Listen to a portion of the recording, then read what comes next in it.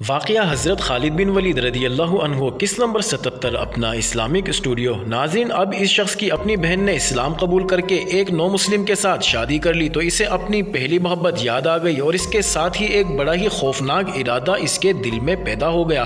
اویس اور رابعہ کے چلے جانے کے بعد وہ گھر سے نکلا اور اپنے 2-3 دوستوں کو اکٹھا کر لیا۔ انہیں اویس اور رابعہ کی بات سنائی اور کہا کہ اویس کہتا ہے کہ وہ اسلام کی تبلیغ کرے گا، ہم اسے کس طرح روک سکتے ہیں؟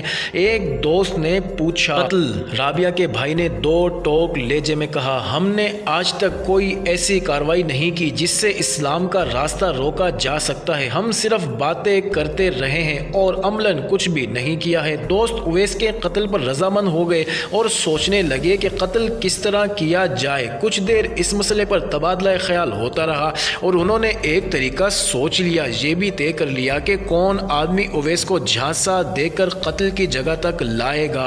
4-5 دن گزر گئے، اویس ان کے پھندے میں نہ آ سکا کیونکہ وہ اپنے فرائض میں مصروف ہو گیا تھا۔ ان دنوں میں جو گزر گئے تھے، ان لوگوں کا یہ ارادہ مکمل طور پر مستحکم ہو گیا کہ اویس کو قتل کر کے ہی رہیں گے۔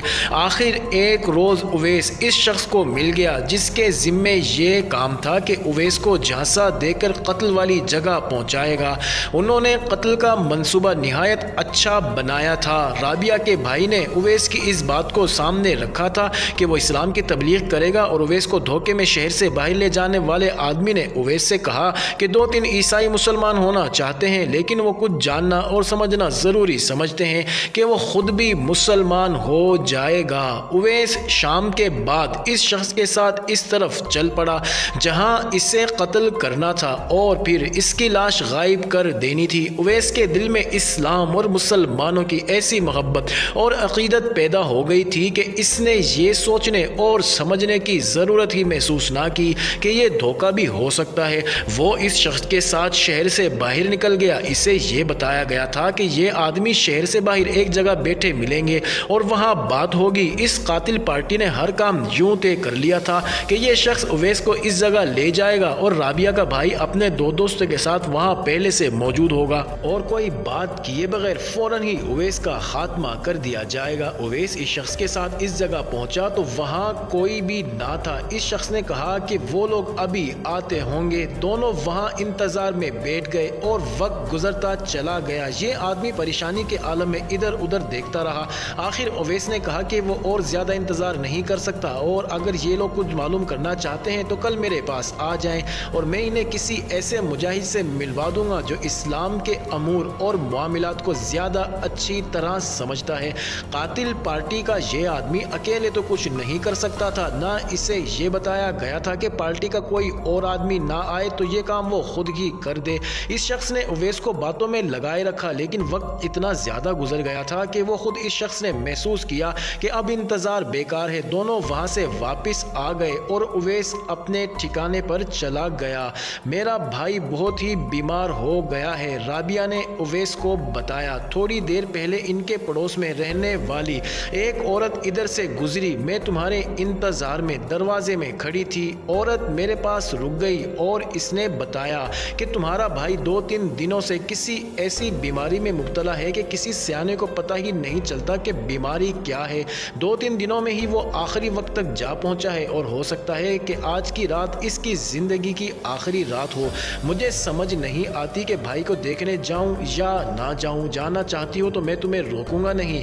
اویس نے کہا، مجھے ساتھ لے جانا چاہو تو میں بھی یہاں چلوں گا۔ رابعہ کو اپنے گھر سے دھتکار کر نکالا گیا تھا لیکن وہ آخر بہن تھی، اس سے رہا نہ گیا اور وہ اسی وقت اویس کو ساتھ لے کر اپنے بھائی کو دیکھنے چلی گئی۔ اسے کسی نے گھر میں آنے سے روکا نہیں، شاید اس لیے کہ اس کے بھائی پر نزع کا عالم طاری تھا۔ بھائی کی بیوی، اس کی ماں اور باپ رو رہے تھے۔ بھائی نے رابعہ سے پہلے اویس کی طرف دیکھا اور اس کی آنکھیں بند ہو گئی۔ فوراً ہی بھائی کی آنکھیں کھلی، اس نے ایک ہچکی لی اور اس کا چہرہ ایک طرف ڈھلک گیا۔ وہ مر چکا تھا۔ اویس کو تو معلوم ہی نہیں تھا کہ اس شخص نے اسے قتل کرنے کے لیے پھندا لگا دیا تھا اور اویس اس پھندے میں چلا بھی گیا تھا، لیکن اللہ کا کوئی بندہ اللہ کے ارادوں کو نہیں سمجھ سکتا۔ رابعہ کے آنسو بہنے لگے۔ ماں باپ نے اس کی طرف توجہ ہی نہ دی۔ ان کا جوان اور شادی شدہ بیٹا مر گیا تھا۔ اویس رابعہ کو وہاں سے لے آیا۔ دوسرے ہی دن پتہ چلا کہ رابعہ کے بھائی کا ایک دوست جو اویس کے قتل کی اس سازش میں شامل تھا اسی بیماری میں مبتلا ہو گیا ہے۔ تیسرے دن وہ بھی مر گیا، اس کے ساتھ ہی اس کا وہ دوست بھی اس بیماری سے چل بسا جو اویس کو قتل والی جگہ لے گیا تھا۔ ناظرین، اویس کو اللہ نے قتل ہونے سے صاف بچا لیا۔ اویس کو معلوم ہی نہیں تھا کہ جو مر گئے ہیں وہ اسے مارنے کی سازش کر چکے تھے، لیکن یہ بیماری صرف ان 3 دوستوں کے لیے ہی نہیں آئی تھی بلکہ حلب کے پورے شہر میں یہ بیماری پھیل گئی۔ گھر گھر سے جنازے نکلنے لگے۔ طبیبوں نے بتایا کہ یہ طاعون کا مرض ہے، یہ ایسا لا علاج مرض تھا کہ جس پر اس کا حملہ ہوتا ہے وہ 1-2 دنوں میں مر جاتا تھا۔ طبیبوں نے بہت کوشش کی کہ اس مرض کو روکا جائے، لیکن مرض پھیلتا چلا گیا اور اس نے پورے ملک شام کو لپیٹ میں لے لیا۔ ناظرین، تاریخ میں اس وبا کے متعلق جو تفصیلات آئی ہیں ان سے پتہ چلتا ہے کہ اس کی ابتدا فلسطین کے ایک قصبے امواس سے ہوئی تھی۔ اس دور کے لوگوں کو ابھی اتنی سوجھ بوجھ نہیں تھی کہ ایسی بیماریوں میں کیسی احتیاطی تدابیر اختیار کرنی چاہیے۔ عام ذہن کے لوگوں کو معلوم ہی نہیں تھا کہ ایک شخص کی بیماری دوسرے کو بھی لگ سکتی ہے۔ اسی لا علمی کا نتیجہ تھا کہ عموما امواس سے چلنے والی بیماری شام تک پہنچی اور موت ہر گھر کے دروازے پر دستک دینے لگی۔ یہ مرض طاعون تھا، لیکن اس دور کے لوگوں نے اسے امواس کا مرض کہا تھا۔ بعض مورخوں نے بھی اسے یہی نام دیا ہے۔ قحط کے اثرات ابھی باقی تھے کہ اس وبا نے قحط کی تباہ کاریوں کو بھی مات کر دیا۔ ناظرین، یہ وبا 639 عیسوی 18 ہجری میں پھیلی تھی۔ قحط عرب میں پڑا تھا اور طاعون شام میں پھیلی، لیکن اس کے دوسرے اثرات عرب تک پہنچے۔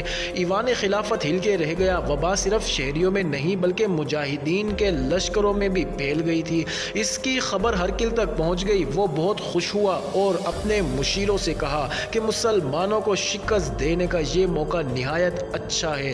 خوش آمدی مشیروں نے اس کی تائید کر دی۔ اس کے مقرر کیے ہوئے اسقف اعظم کیرس کو ہرقل کے اس ارادے کا پتہ چلا تو وہ ہرقل کے پاس گیا۔ یہ خطرہ حضرت عمر رضی اللہ عنہ نے بھی محسوس کیا تھا کہ اس خوفناک صورتحال میں رومی فوج نے حملہ کر دیا تو حملے کو روکا نہیں جا سکے گا۔ آدھا لشکر اس مرض کی نظر ہو گیا تھا اور کچھ سالار بھی اس وبا کی زد میں آ کر اللہ کو پیارے ہو گئے تھے۔ شہنشاہ روم قیرس نے ہرقل سے کہا، معلوم ہوا ہے کہ آپ شام پر فوج کشی کرنا چاہتے ہیں، اور مشیروں نے آپ کی تائید میں کہا ہے کہ مسلمانوں کو ملک شام سے نکالنے کا اس سے زیادہ اچھا موقع پھر کبھی نہیں ملے گا۔